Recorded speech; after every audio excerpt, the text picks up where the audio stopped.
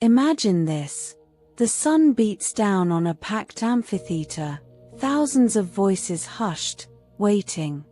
Then, a hush falls over the crowd as the first actor steps onto the stage, a figure draped in the finest silk, about to deliver a line that could incite riots, spark revolution, or simply bring a city to tears. This wasn't just entertainment, this was a crucible for Roman society. Welcome, history enthusiasts, to a journey back to the vibrant heart of 1st century AD Antiochia ad Cragum. Join us as we unearth the spectacular world of its theatre, a place where art, politics, and daily life collided in breathtaking fashion. The Mediterranean sun beat down, a relentless hammer on the rugged coastline of Cilicia. It was the mid-1st century AD, a time when the vast Roman Empire cast a long shadow, yet pockets of its influence shimmered with the distinct glow of local ambition. Here, clinging to the craggy shores of what would become Antiochia ad Cragum, a king with Roman appointment, Antiochus IV of Commagene, was engaged in a grand, if ultimately ephemeral, project.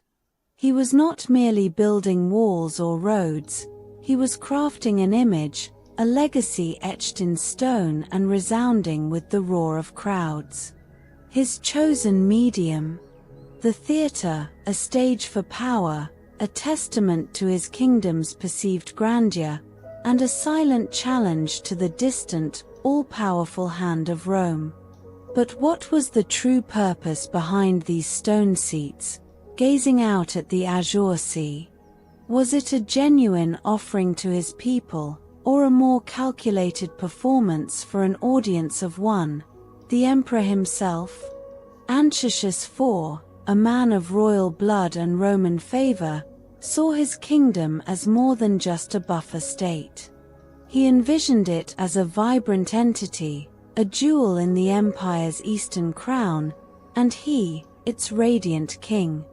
To solidify this vision, he poured resources, likely including considerable personal wealth and perhaps even coerced local labor, into public works that would echo through the ages, or so he hoped. The theatre at Antiochia ad Cragum, a magnificent structure that could hold an estimated 15,000 spectators, was a prime example. Imagine it, sunlight glinting off marble, the scent of pine from the surrounding hills mingling with the salty tang of the sea, the murmur of thousands anticipating a performance. This wasn't just entertainment, it was a deliberate projection of wealth, sophistication, and, crucially, the king's own divine right to rule, a narrative carefully sculpted for both his subjects and his Roman overlords. But Rome, even from afar, was watching. Gnaeus Domitius Corbulo, the stern Roman governor of Syria between roughly 52 and 60 AD, possessed a sharp eye for potential threats. Client kings, with their own retinues and ambitions, were often viewed with a healthy dose of suspicion. Corbulo, a veteran of campaigns in Germania and a man whose administrative acumen was as renowned as his military might, saw such opulent theatres not as cultural hubs, but as potential cauldrons of dissent. He understood that these grand spectacles, funded by local potentates, could easily stir up regional pride, perhaps even a dangerous sense of independence, away from the watchful eye of Roman legions. Consider the sheer scale, a theatre for 15,000 in a city whose population was likely far smaller, pointing to a clear intention to draw crowds from a wider region, a gathering of influence that Rome found inherently unsettling. What few realize is that the very foundations of these client kingdoms, and the conspicuous displays of their rulers, were often shaped by earlier Roman figures. Marcus Vipsanius Agrippa, the trusted general and statesman of Augustus, had, decades earlier, laid down a framework for managing these peripheral territories. Agrippa's policies emphasized Roman dominance, ensuring that local rulers understood their subservient position. Antiochus IV, however, may have interpreted this patronage as a license to expand his own influence, a miscalculation that would ultimately prove fatal to his ambitions. This theater, built on a grand scale, whispering of local power and cultural pride, was unknowingly participating in a much larger imperial chess game, a game where each move by a client king was scrutinized for any hint of disloyalty.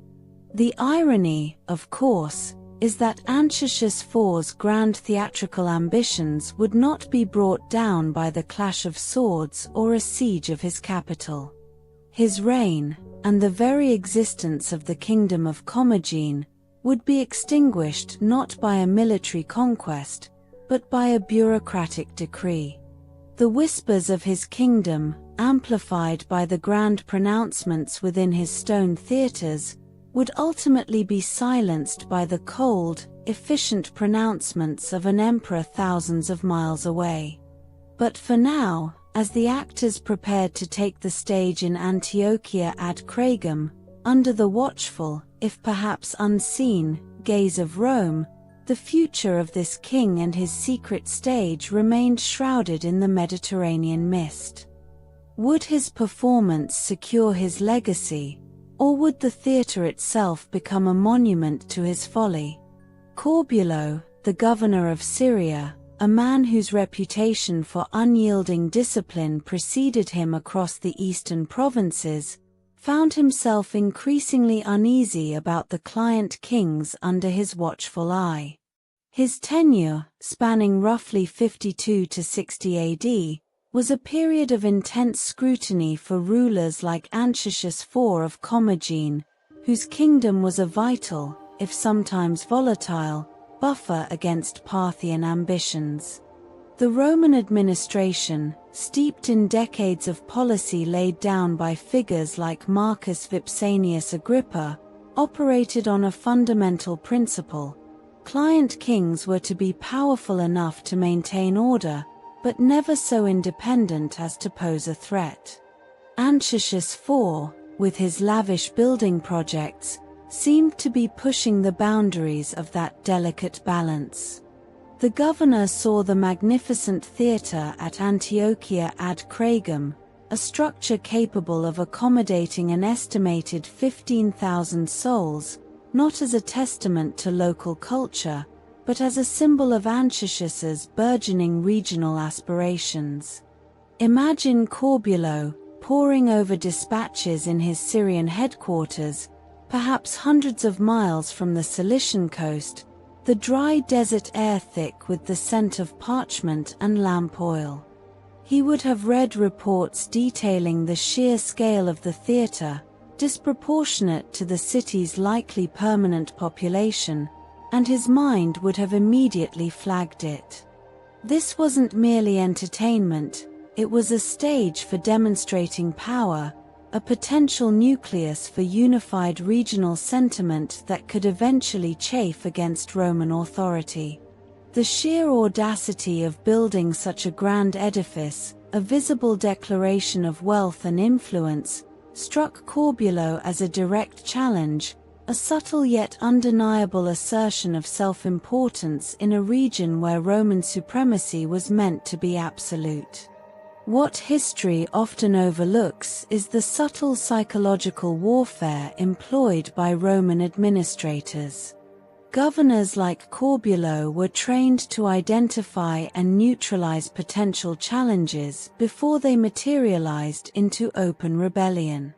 Client kings, accustomed to a degree of autonomy, often chafed under Roman oversight, and their displays of prosperity could be interpreted as thinly veiled defiance.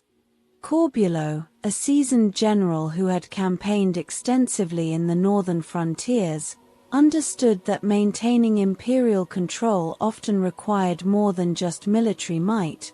It demanded a keen understanding of local politics and the judicious application of suspicion.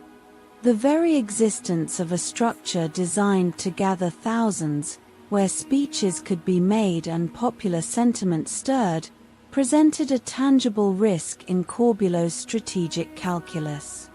The governor's unease was not merely theoretical.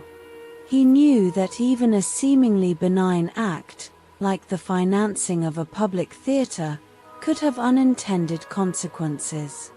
Reports filtered back of Antiochus IV's efforts to imbue his kingdom with a distinct identity, a project symbolized by these grand public works. While Antiochus likely saw his patronage as a means to strengthen his position and provide for his people, Corbulo viewed it with mounting apprehension. The king's ambitions, however personal, were unfolding in a geopolitical landscape where any perceived shift in power dynamics was treated with extreme prejudice by Rome. The immense cost of such ventures, likely sourced from the kingdom's own considerable resources, was also a point of concern.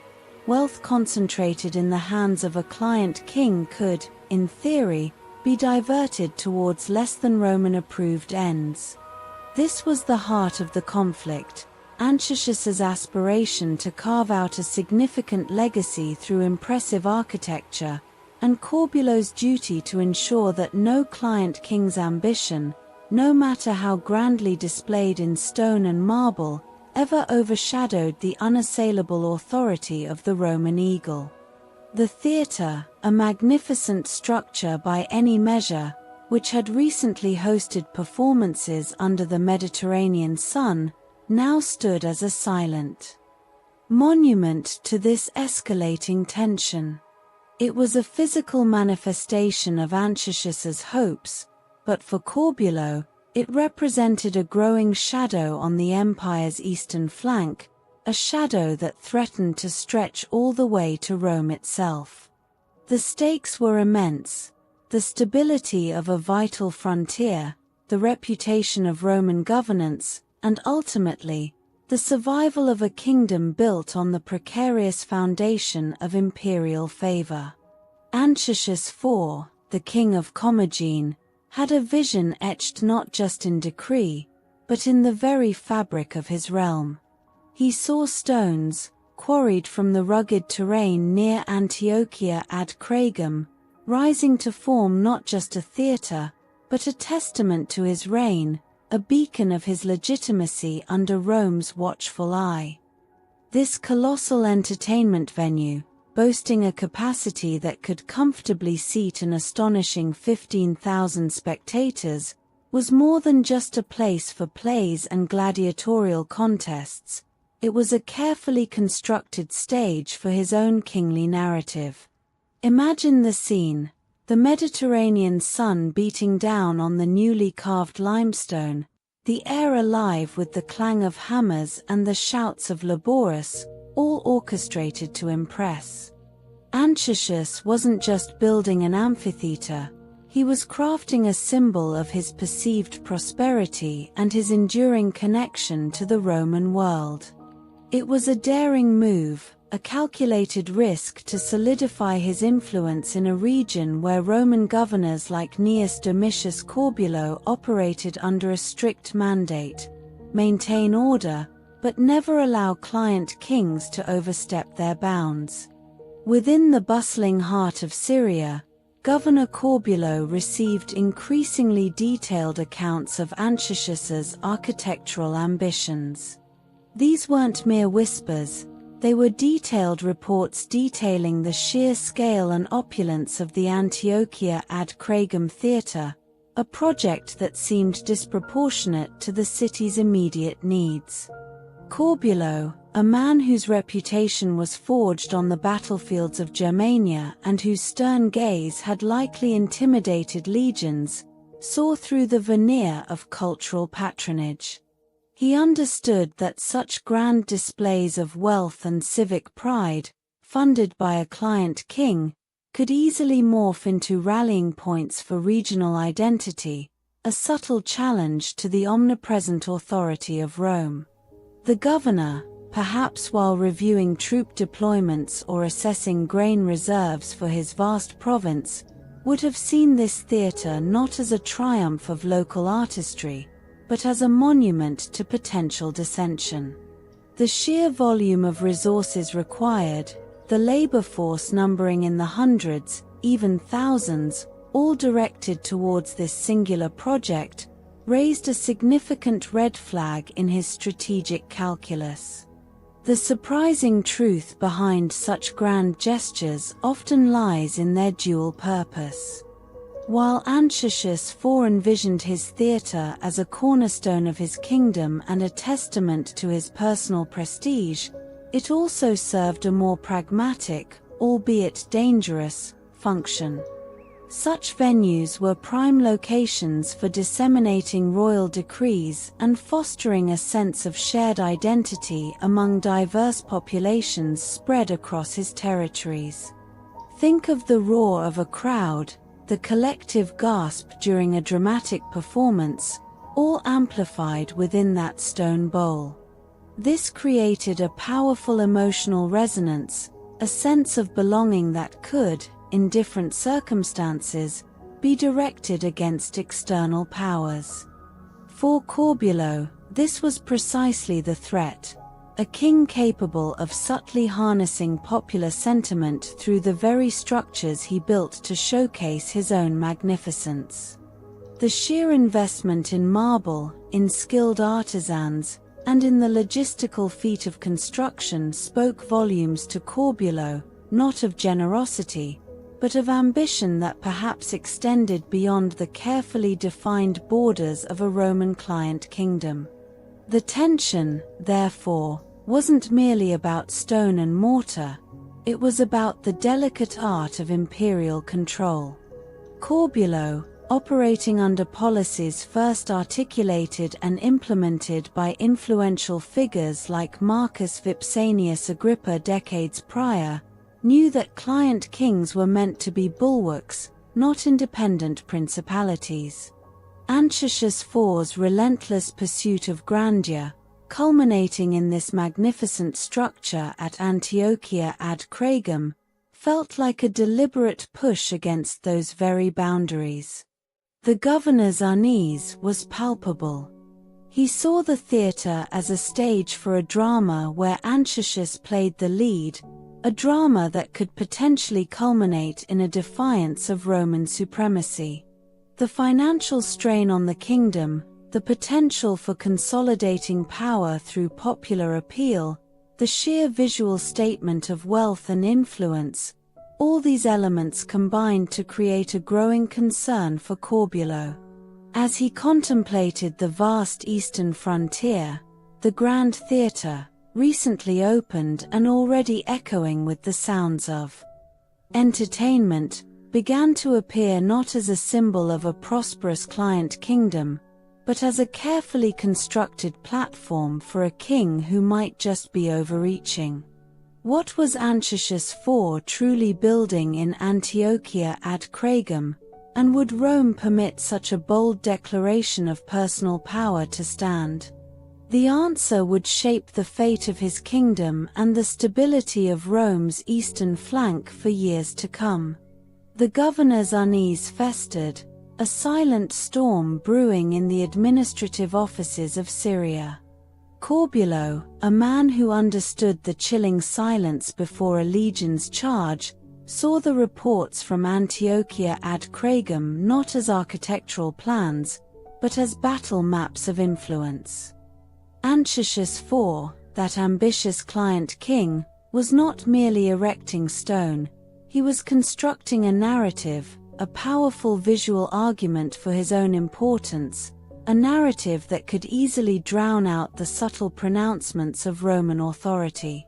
The theatre, a colossal edifice carved from the very earth, capable of seating an estimated 15,000 spectators, represented a staggering investment of royal funds for a kingdom that was, by design, a buffer state, not a burgeoning empire. This wasn't just about impressing the locals, it was about projecting an image onto the grand stage of the Roman world. Imagine, if you will, the sheer spectacle. The gleaming marble seats catching the Mediterranean sun, the elaborate stage machinery whirring behind velvet curtains, the cacophony of 1,000 voices rising in anticipation. This grandeur, meticulously designed and executed, was a deliberate counterpoint to the austere practicality of Roman governance. It whispered of wealth, of sophisticated culture, and, most critically, of a king who could command resources on a scale that rivaled some provincial capitals. The sheer cost of such a project, the thousands of man-days of labor, the intricate logistics of sourcing materials from distant quarries, could not have escaped Corbulo's attention. Corbulo, who had faced the grim realities of warfare in Germania, knew that symbols held their own potent power. He saw the theatre as less an entertainment venue and more a grand pronouncement of Antiochus's standing, a silent challenge to the established order. He had received intelligence, perhaps from informants within the king's own court or from Roman observers tasked with monitoring client rulers, that hinted at a more sinister purpose behind the artistic flourishes. It was whispered that Antiochus IV was secretly inflating the theatre's capacity in official reports, claiming it could hold a staggering 17,000, a subtle but significant exaggeration designed to bolster his perceived importance and the kingdom's prosperity. The governor's mind, honed by years of military command and political maneuvering, began to connect the dots. This wasn't the first time a client king had overstepped. Decades prior, policies shaped by figures like Marcus Vipsanius Agrippa had established a delicate balance, a system of client rulers designed to maintain Roman hegemony without direct annexation. But Antiochus IV's actions seemed to stretch that framework to its breaking point. Corbulo envisioned the theatre not just as a place for actors to perform, but as a potential platform for a different kind of drama, one where Antiochus could rally his people, subtly weave a tapestry of independent identity, and perhaps, in a critical moment, direct their fervor against the very empire that had appointed him. The air in Antiochia ad Cragum, usually carrying the scent of salt and pine, now seemed thick with a different kind of intrigue, a perfumed miasma of ambition and potential betrayal. As Corbulo reviewed the latest dispatches, the image of that grand theatre, bathed in the unforgiving light of the eastern sun, began to haunt his strategic thinking, a glittering monument to a king's dangerous dreams. The stage was set, not just for plays, but for a silent, unfolding drama of power. In the gleaming amphitheatre of Antiochia ad Cragum, a structure capable of seating 15,000 enthusiastic spectators, Antiochus IV of Commagene was orchestrating a performance of his own. This wasn't merely about providing entertainment, it was about projecting an image of regal splendor and sophisticated patronage, a deliberate statement to the Roman world that his kingdom, though technically a client state, possessed a vibrancy and influence all its own. The sheer scale of the theatre, its marble seats gleaming under the Mediterranean sun, its intricately carved facades whispering tales of Hellenistic artistry, was a testament to a king's ambitious vision. It was designed to draw the eye, to capture the imagination, and to subtly assert a level of prestige that Corbulo, the Roman governor of Syria, found increasingly disquieting. Corbulo, a man whose military career had been forged in the harsh, unforgiving landscapes of Germania, understood the language of stone and spectacle. He saw the theatre not as a simple venue for mimes and tragedies, but as a potent symbol of Antiochus IV's growing self-importance. The governor had received intelligence, whispers from informants within the king's court, suggesting a deliberate inflation of the theatre's true capacity. Antiochus, it was said, was reporting that his magnificent edifice could accommodate 17,000, a subtle but significant embellishment designed to enhance his perceived power and the perceived prosperity of his realm. This wasn't just a boast, it was a calculated move to present Commagene as a vital and thriving entity, a narrative that could potentially undermine Rome's carefully constructed hierarchy of client kingdoms. The legacy of figures like Marcus Vipsanius Agrippa, the influential Roman statesman who had helped shape the empire's provincial administration, loomed large. Agrippa's policies had established a delicate system where client kings acted as intermediaries, maintaining order and projecting Roman influence without the direct cost of annexation. However, Antiochus IV's grand gestures, particularly the construction of such a lavish theatre, seemed to push the boundaries of this established order. Corbulo envisioned the theatre as a potential focal point for unrest, a place where Antiochus could rally his subjects, foster a sense of distinct identity, and perhaps, in a moment of crisis, direct their collective energy in ways that threatened Roman interests. The scent of pine and sea salt that usually perfumed the air around Antiochia ad Cragum now seemed tinged with a subtler, more dangerous aroma, that of ambition and potential defiance. As Corbulo pored over the dispatches, the image of the theatre, a colossal monument to Antiochus's aspirations, began to dominate his strategic thinking. It stood as a glittering, silent question mark posed against the backdrop of Roman authority. What was truly happening within those imposing walls? Was it merely the echo of actors' voices, or the nascent murmur of dissent? The governor could not shake the feeling that the grandeur of Antiochia ad Cragum's theatre was a carefully constructed facade, masking a more intricate and potentially perilous game being played in the heart of the Roman East. The stakes, he realized, were far higher than mere theatrical performances. They involved the very integrity of Rome's carefully managed dominion. The air in Antiochia ad Cragum, usually alive with the murmur of merchants and the cries of gulls, was thick with anticipation. The grand theatre, a testament to Antiochus IV of Commagene's ambition, was packed. 15,000 citizens, a significant portion of the city's population, jostled for prime seats, their chatter a rising tide beneath the vast, sun-drenched stone bowl. Today's performance, a newly commissioned tragedy, was meant to showcase the cultural sophistication of their kingdom, a subtle but pointed message to the Roman administration in Syria. From his vantage point in a specially constructed loge, Antiochus IV surveyed the scene, a faint smile playing on his lips. He had invested a king's ransom, the equivalent of nearly 2 million denarii, into this magnificent structure, intending it to be a beacon of his reign, a monument to Commagene's enduring legacy.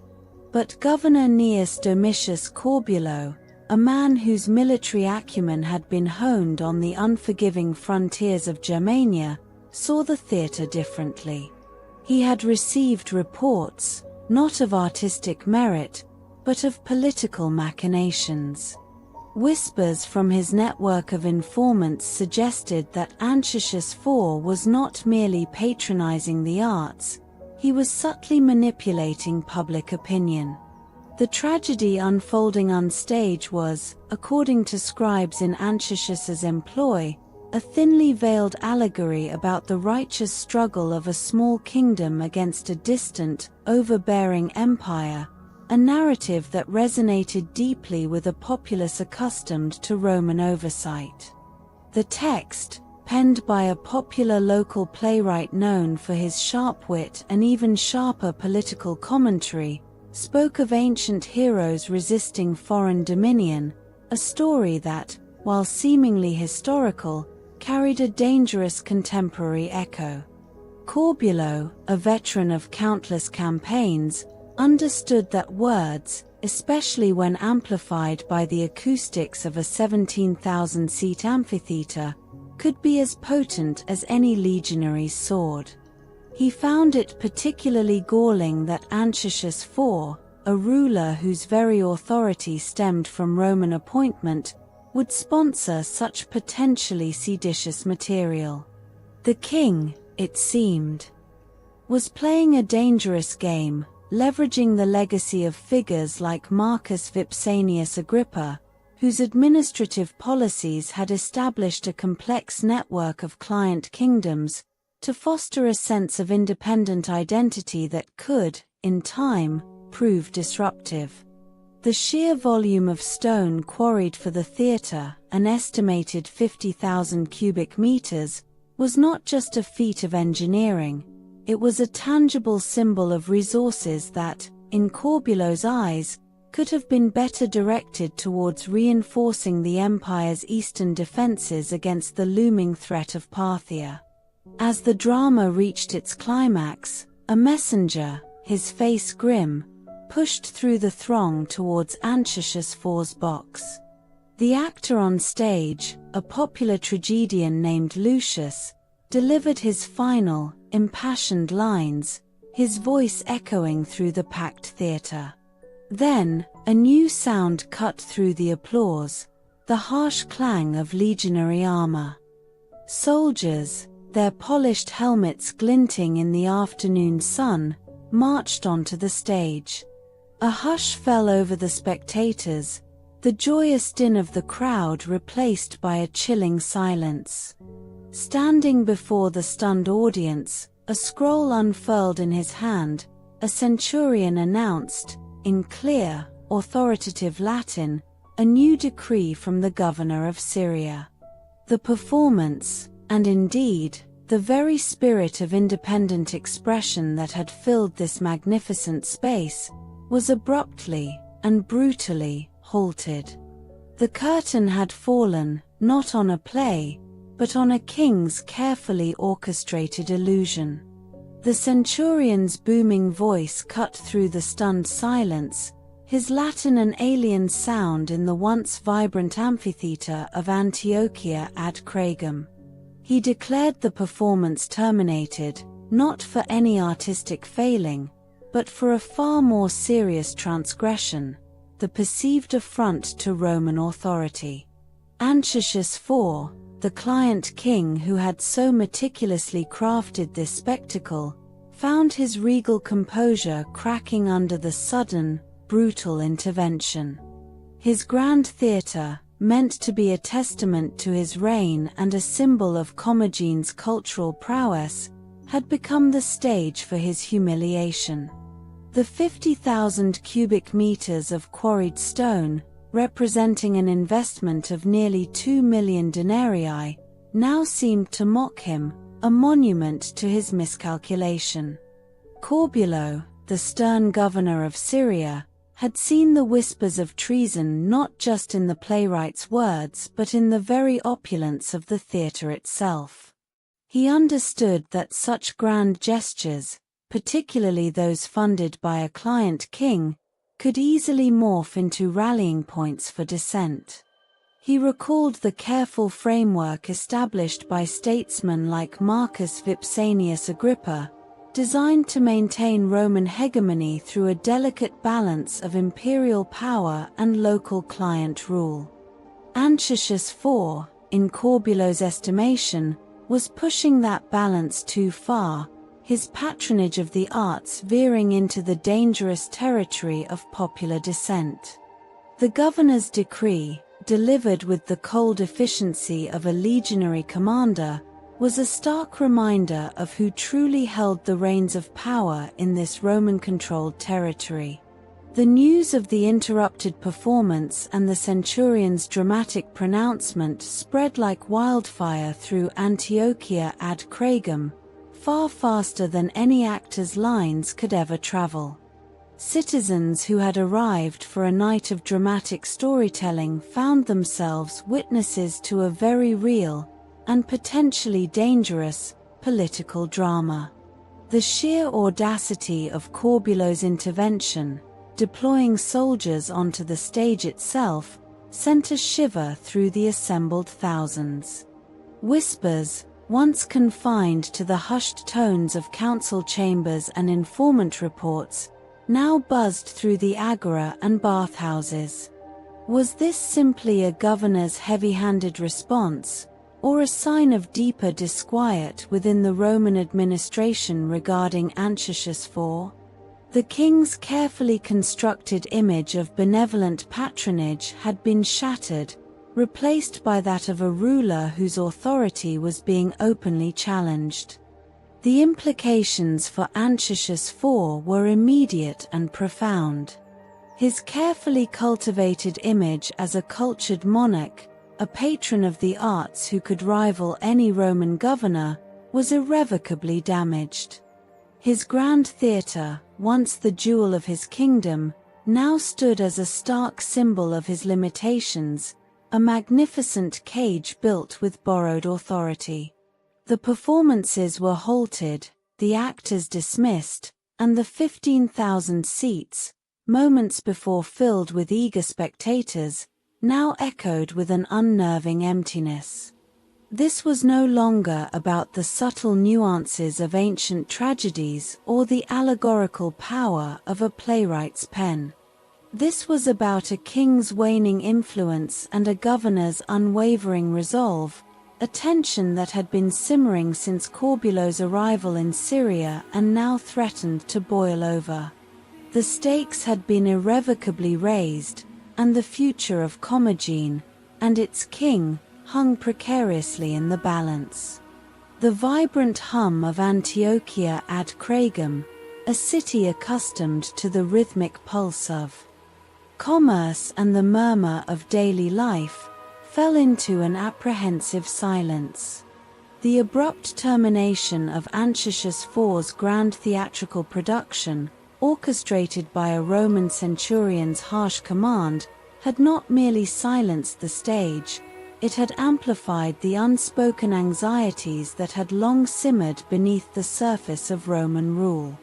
The king's intended display of cultural prowess, a carefully curated spectacle designed to impress both his subjects and his distant overlords, had instead morphed into a public spectacle of his diminished authority. A city of potentially 50,000 souls now hushed, each citizen a potential observer of a burgeoning power struggle. The governor's intervention, swift and absolute, was not an isolated act of capriciousness, but a calculated move within a larger, intricate game of imperial control. Corbulo, a man forged in the brutal crucible of Germania, understood that symbols of independent power, even those as seemingly benign as a magnificent theatre capable of seating 15,000, could quickly become focal points for defiance. He saw in Antiochus IV's lavish spending an investment that dwarfed the annual salary of a legionary by a factor of at least 200, not generosity, but a dangerous bid for personal prestige that skirted the edges of Roman prerogative. The carefully constructed framework of provincial governance, a legacy of minds like Marcus Vipsanius Agrippa, demanded client kings who maintained order, not those who cultivated their own distinct power bases. News of the centurion's decree, that the carefully rehearsed tragedy was to be shut down not for its content but for its very existence, rippled outward from the stone seating of the theatre. It traveled through the bustling streets, past the workshops of artisans, and into the cool interiors of the public baths, transforming hushed rumors into urgent whispers. The approximately 2 million denarii Antiochus IV had poured into this grand edifice, intended to solidify his legacy, now seemed like a down payment on his own precarious future. The very stones of Antiochia ad Cragum, quarried with such effort, seemed to absorb the tension, their silent presence a testament to the shifting sands of power, a stark reminder that in the Roman world, even kings were merely players on a far grander stage. Antiochus IV, standing amidst the sudden, unnerving quiet, felt the weight of those stones pressing down on him. His meticulously crafted narrative of regal splendor had been ripped apart, leaving him exposed not as a magnificent patron, but as a pawn in a game whose rules he was only beginning to comprehend. He had believed his elaborate patronage, his investment in the arts and the construction of this colossal venue, would elevate him in the eyes of Rome, securing his dynasty and his kingdom for generations. Instead, his ambition had placed him squarely in the crosshairs of a governor who saw only potential threats to the Pax Romana. The grand gestures intended to cement his legitimacy had, ironically, become the very instruments of his potential downfall, a desperate gamble that was rapidly unraveling. The curtain had fallen, not on a play, but on an era of comfortable ambiguity for Antiochus IV. The interruption was more than just a halted performance, it was a seismic shift, a declaration that the days of subtle maneuvering were over. Corbulo's actions were a stark message to the king, and indeed to all client rulers, that Roman authority was not to be tested, that the careful balance established by figures like Agrippa was not to be disturbed. The magnificent theatre, a testament to Antiochus's vision, now stood as a monument to his miscalculation, its vast, empty space a chilling premonition of the fate that awaited his kingdom. The stakes, once confined to the dramatic tensions of the stage, had now spilled out into the very streets of Antiochia ad Cragum, ushering in an era of unprecedented peril. But the governor's intervention was not merely about a single king's theatrical ambitions, it was a sweeping demonstration of an unseen hand, a legacy of control meticulously crafted by an architect of empire. Marcus Vipsanius Agrippa, though long dead by the time Corbulo governed Syria, had laid down the foundational principles of Roman provincial administration. Agrippa, a trusted general and statesman under Augustus, had understood that true Roman power lay not solely in legions marching, but in the subtle imposition of order, the careful management of client kings, and the creation of a system where Rome's authority was undeniable, even when wielded indirectly. His vision was one of a vast, interconnected network, where local rulers like Antiochus IV served as vital nodes, maintaining peace and extracting resources, but always within strict boundaries.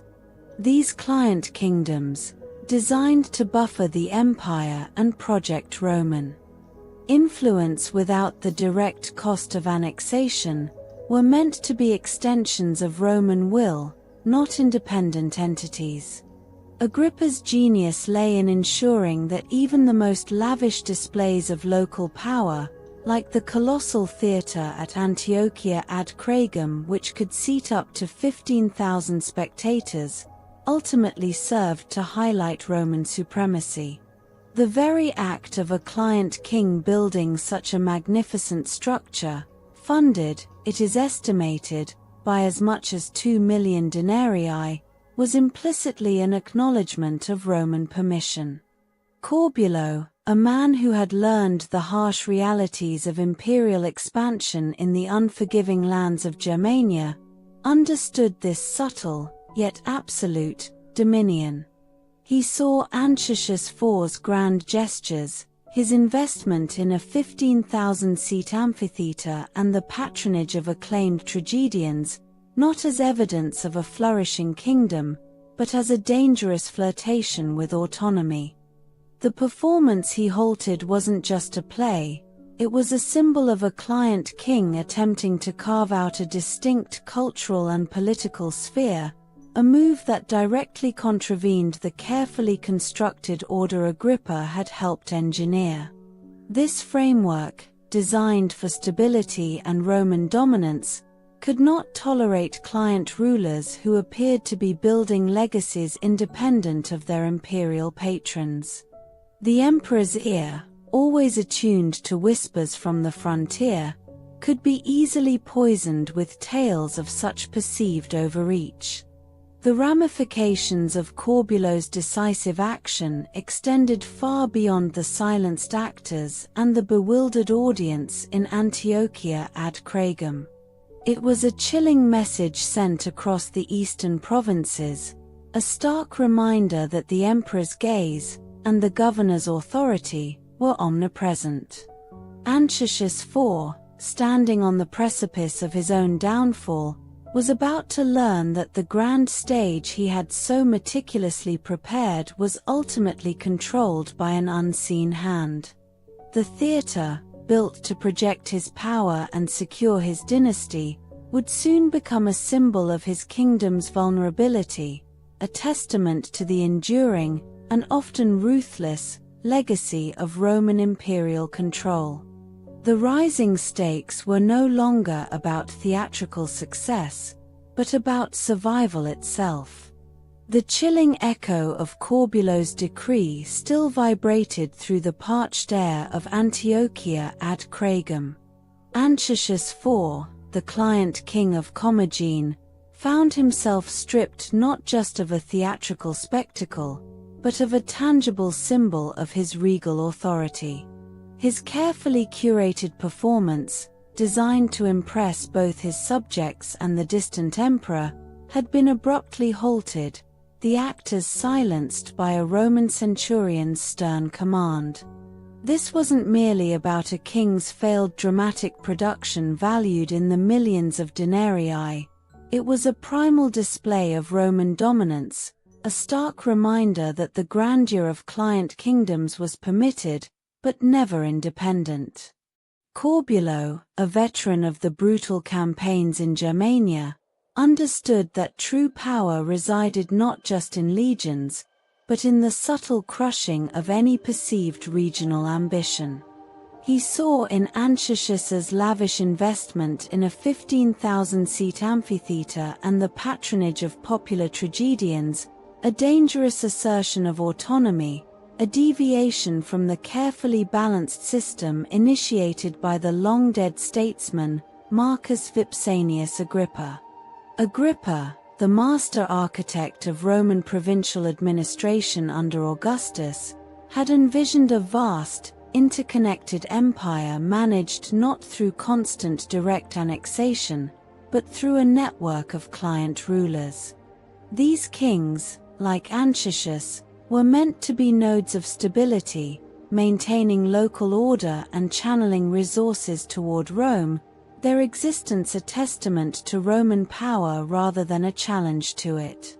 The colossal theatre at Antiochia ad Cragum, a marvel of engineering quarried from the surrounding hills, was meant to be a jewel in the crown of this system, a testament to the prosperity Rome brought, not a stage for a king to build his own independent legacy. The very act of funding such a magnificent structure, an estimated expenditure of 2 million denarii, was a tacit acknowledgement of Roman permission. Corbulo, keenly aware of this implicit hierarchy, recognized that Antiochus IV's attempts to foster a distinct cultural identity through his theatrical ventures posed a threat to the carefully constructed edifice of Roman hegemony. The governor's intervention was a calculated message, rippling outwards from Antiochia ad Cragum to every corner of Roman Syria and beyond. It was a chilling reminder that the emperor's ear was always open to whispers of disloyalty, and that governors like himself were the vigilant guardians of that imperial order. Antiochus IV stood on the precipice, his grand designs for a lasting dynasty now overshadowed by the looming specter of Roman displeasure. The magnificent theatre, intended to solidify his reign and secure his family's future, was rapidly transforming into a stark symbol of his kingdom's precarious position. The stakes had been irrevocably raised, escalating from the ephemeral world of stagecraft to the brutal reality of imperial survival. The empire, it seemed, was tightening its grip, and the coming storm threatened to shatter not just a king's ambitions, but the very foundations of his kingdom. The Grand Theatre in Antiochia ad Cragum, a testament to Antiochus IV's ambition and Roman patronage, now stood silent. The 15,000 seats, carved from the very earth by legions of laborious over years, held only the ghosts of applause. The king, once the celebrated patron of arts and culture, now found himself adrift in a sea of imperial suspicion, his lavish investment of 2 million denarii seemingly wasted. His carefully constructed image, meant to project strength and prosperity, had been fractured by the governor's decree. Corbulo, the iron-willed governor of Syria, saw not artistry but a dangerous echo of independent power, a deviation from the pragmatic provincial policies laid down by the brilliant statesman Marcus Vipsanius Agrippa centuries prior. Agrippa, under Emperor Augustus, had masterminded a system of client kingdoms, a bulwark against external threats and a decentralized means of governance that projected Roman authority without the constant drain of direct administration. Antiochia ad Cragum and its magnificent theatre were meant to be shining examples of this system, not a platform for a client king to forge a distinct, potentially defiant, identity. But the emperor's ear, as Corbulo well knew, was a complex instrument, attuned to the faintest whispers of dissent. Reports, perhaps embellished by rivals or simply reflecting a genuine concern for imperial unity, began to filter back to Rome. These weren't mere rumors of theatrical censorship. They spoke of a client king overstepping his bounds, of a kingdom flexing muscles it did not truly possess. The grand edifice, built to celebrate a king's connection to his people and, by extension, to Rome, was increasingly viewed through a different lens, as a potential nucleus of regional separatism, a stage for narratives that might subtly undermine Roman supremacy. The chilling silence that descended upon the theatre was a physical manifestation of this growing unease, a harbinger of a far more profound reckoning. The situation was no longer confined to the dusty stages of Antiochia ad Cragum or the strategic anxieties of Corbulo's governorship in Syria. The ripples of Antiochus IV's perceived overreach were now reaching the highest echelons of power, the imperial court itself. Emperor Vespasian, a pragmatic ruler known for his shrewd management of the empire's finances and frontiers, began to hear the name Antiochus IV mentioned not merely as a loyal client, but as a potential liability. The immense sums poured into the theatre, the elaborate theatrical productions, the very existence of a kingdom like Commagene, all these elements, once viewed as markers of Roman influence, were now being re-evaluated under the cold, calculating gaze of imperial necessity. The political drama, far more intricate and consequential than any staged tragedy, was moving from the provincial periphery to the very heart of Roman power. The king's carefully cultivated world, built on marble and myth, was beginning to crumble, not from external invasion, but from the insidious erosion of imperial trust. The question was no longer if Rome would act, but how and when. The stones of Antiochia ad Cragum's grand amphitheatre, once intended to echo with the cheers of 15,000 spectators, now held a different kind of silence.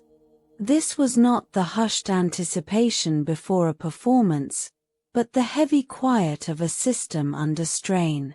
Antiochus IV of Commagene, a client king who had poured millions of denarii into projecting an image of regal splendor, found his carefully constructed world teetering. The governor of Syria, Gnaeus Domitius Corbulo, a man whose military reputation was forged in the brutal campaigns of Germania, saw more than just an extravagant theater. He saw a potential seed of defiance, a grand stage for a narrative that strayed from the established order. Corbulo's suspicions were amplified by a growing unease in the imperial court. Reports, no doubt carefully curated by rivals or simply reflecting genuine anxieties about regional autonomy, began to reach Emperor Vespasian.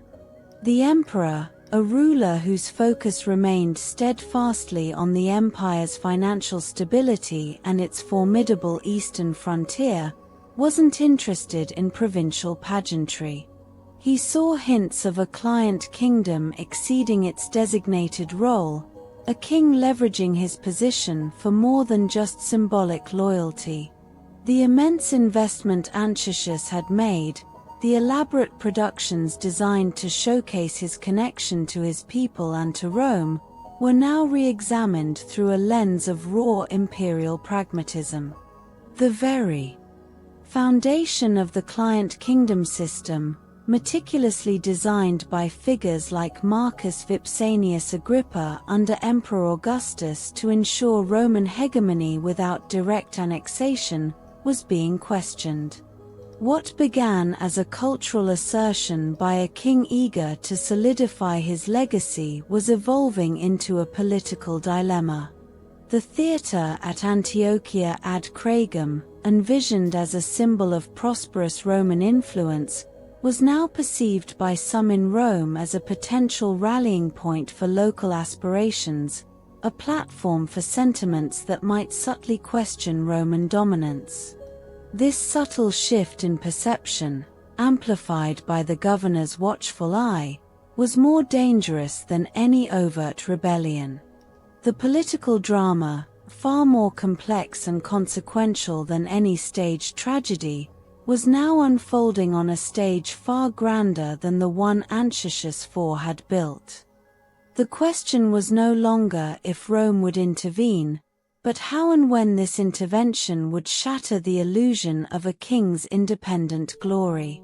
The whispers of potential disloyalty, once confined to the administrative corridors of Syria, had now reached the ears of the emperor himself. Vespasian, a man who had risen through the ranks and understood the precarious balance of power within his vast domain, began to view Antiochus IV not as a loyal subordinate, but as a potential complication. The client kingdom of Commagene, a buffer state designed to protect Roman interests, was now seen through the prism of potential instability. The immense wealth seemingly lavished on public works like the theatre in Antiochia ad Cragum, a sum that some estimates placed as high as 2 million denarii, was no longer viewed as a testament to Roman prosperity, but as evidence of a king potentially accumulating resources and influence beyond acceptable bounds. This growing imperial scrutiny was a far cry from the days when client kings were mere administrators of Roman will, a concept deeply ingrained from the policies of Marcus Vipsanius Agrippa. Agrippa, the brilliant general and statesman under Emperor Augustus, had established a sophisticated framework for provincial governance, one that relied on local rulers to maintain order and project Roman power indirectly. The very existence of powerful client states like Commagene was meant to prevent the costly burden of direct Roman administration and to act as a bulwark against external threats, particularly the ever-present shadow of Parthia. Yet, Antiochus IV's ambitious displays, epitomized by the colossal theater, seemed to blur the lines between loyal client and aspiring regional power. The silence of the stage at Antiochia ad Cragum was becoming deafening, a stark contrast to the cacophony of political maneuvering now underway. The governor, Corbulo, a seasoned veteran of the Germanic frontier, understood the potent symbolism of public spaces and the dangerous allure of perceived independence. He saw the theatre not just as a structure, but as a stage for a king's ambition, an ambition that, if unchecked, could unravel the delicate tapestry of Roman control. The stakes were rising, transforming a king's patronage of the arts into a high-stakes imperial drama. The final act was yet to be written, but the audience in Rome was clearly growing impatient, their gaze fixed on the eastern frontier and the increasingly troublesome client king. The grandeur of Antiochia ad Cragum's theatre, once a testament to Antiochus IV's vision, now felt like a gilded cage. Emperor Vespasian, a pragmatic ruler more concerned with the empire's coffers than theatrical applause, eyed the client kings with renewed suspicion. The vast sums poured into projects like the 15,000-seat amphitheater, potentially reaching 2 million denarii, were no longer seen as signs of prosperity but as potential seeds of defiance, a king accumulating resources far beyond the expected measure of a loyal subordinate. This was a stark departure from the carefully balanced system envisioned by Marcus Vipsanius Agrippa, a framework designed by Emperor Augustus to ensure Roman dominance through indirect rule, using client kingdoms as crucial buffers against powers like Parthia. Gnaeus Domitius Corbulo, the governor of Syria, a man forged in the harsh realities of the Germanic frontier, understood the insidious power of symbols.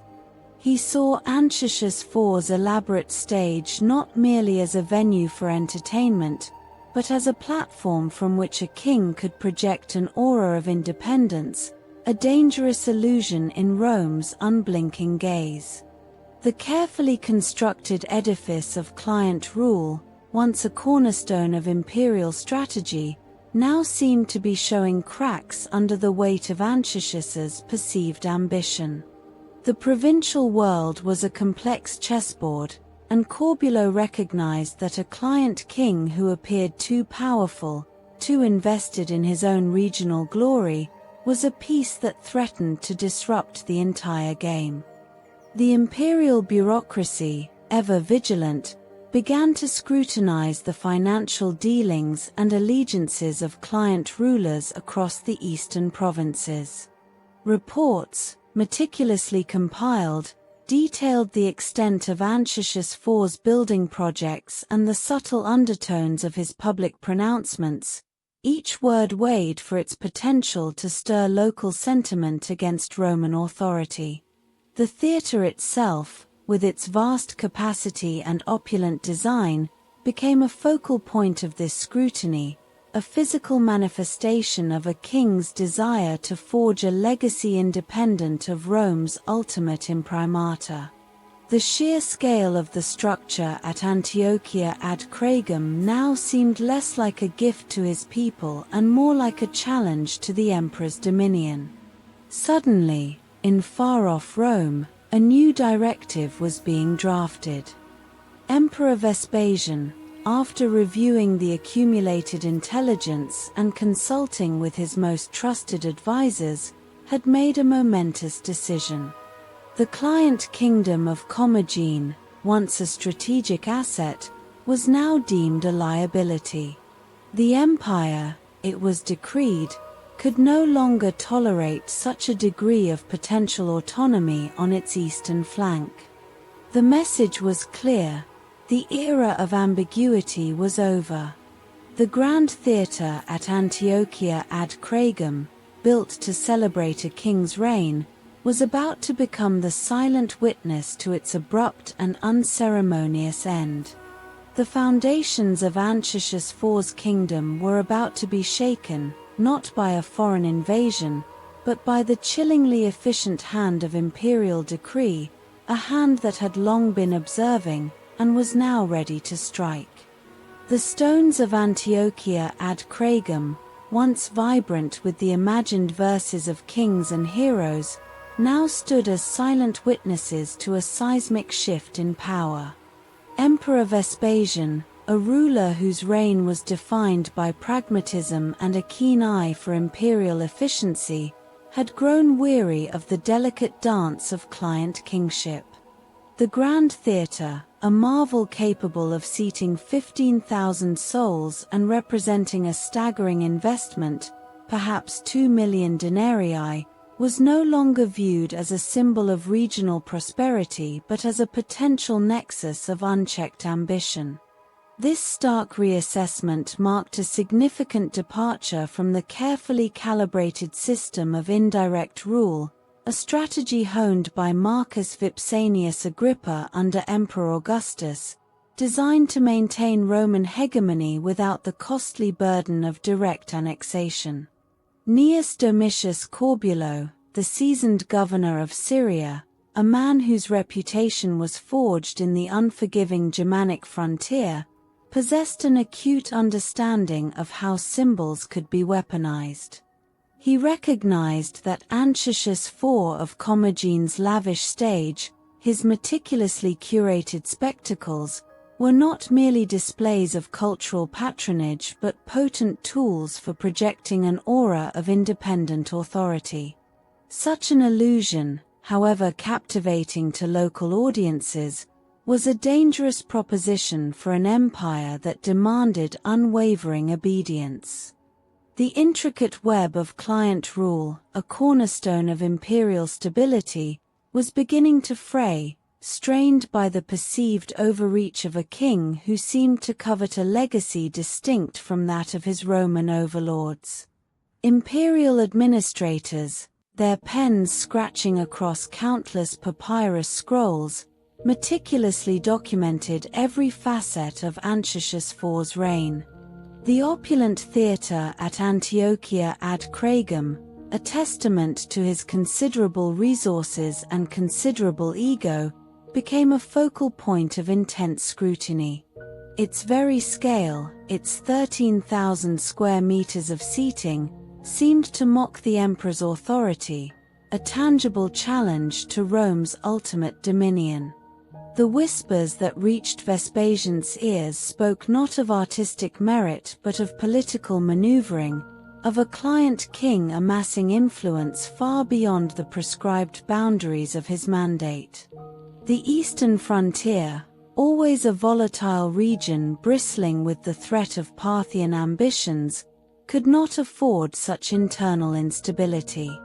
Then, the inevitable decree arrived from Rome, a chilling missive that reverberated through the ancient stones of the theatre and the very foundations of Commagene. Emperor Vespasian, after weighing the accumulating intelligence and consulting with his inner circle of advisors, had reached a decisive conclusion. The kingdom of Commagene, once a valuable buffer, was now deemed an unacceptable risk. The empire, in its unyielding pursuit of centralized control, could no longer tolerate the ambiguities of client kingship on its eastern flank. The era of subtle negotiation and careful observance was definitively over.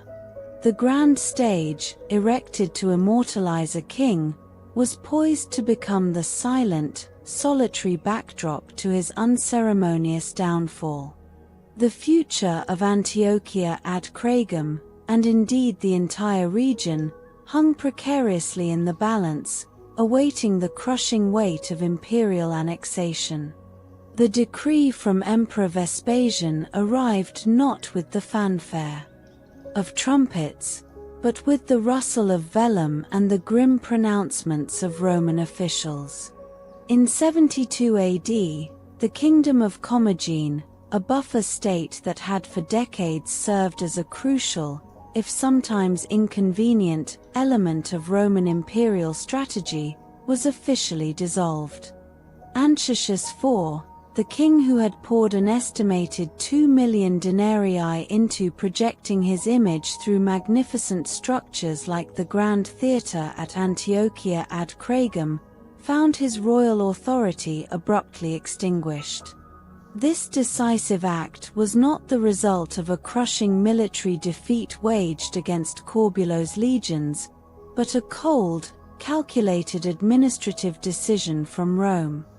The theatre, a colossal structure designed to seat 15,000 spectators across its 13,000 square meters, was intended by Antiochus IV to be his enduring monument, a testament to his dynasty and his sophisticated embrace of Roman cultural norms, albeit with a distinctly Commagenean flavor. But Rome's definition of cultural assimilation differed sharply from the aspirations of its client rulers. While Antiochus IV saw the theatre as a symbol of his kingdom's vibrant prosperity and his own regal patronage, mirroring the grand amphitheatres of Rome itself, imperial administrators like Corbulo perceived it as a potential hotbed of regional sentiment, an arena where a king might subtly rally support against Roman interests. The very vastness of the structure, a testament to Antiochus's wealth and ambition, now served as undeniable evidence of a power base that Rome deemed excessive.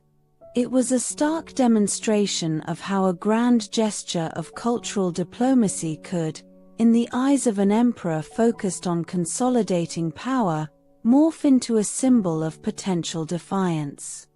The consequences of Vespasian's decree were swift and absolute. The territories of Commagene, including the region encompassing Antiochia ad Cragum, were fully absorbed into the Roman province of Syria. No longer would Antiochus IV hold court as a king, however subordinate. His legacy, so carefully curated through stone and performance, was now to be reinterpreted through the lens of Roman imperial might. The magnificent theatre, once a stage for the king's grand pronouncements and lavish entertainments, found its purpose irrevocably altered. It transitioned from a symbol of a client king's aspirations to a stark, stone testament to the ultimate triumph of Roman direct rule. The stones of Antiochia ad Cragum, so recently echoing with the potential of a king's independent vision, now stood silent under the unblinking gaze of Roman administrators. The theatrical performances, once imbued with the subtle political subtext of Antiochus IV's patronage, continued, but the underlying message had shifted. The venue, built to bolster a king's prestige, now served to showcase the enduring power and cultural reach of the Roman Empire itself. The grandeur of its architecture, once a projection of Commagenean royalty, became an integral part of the Roman provincial landscape, a tangible reminder that even the most ambitious displays of client power ultimately yielded to the unyielding authority of Caesar. The ghost of Antiochia, the ghost of a king's theatrical ambition, was finally laid to rest, replaced by the undeniable presence of Rome.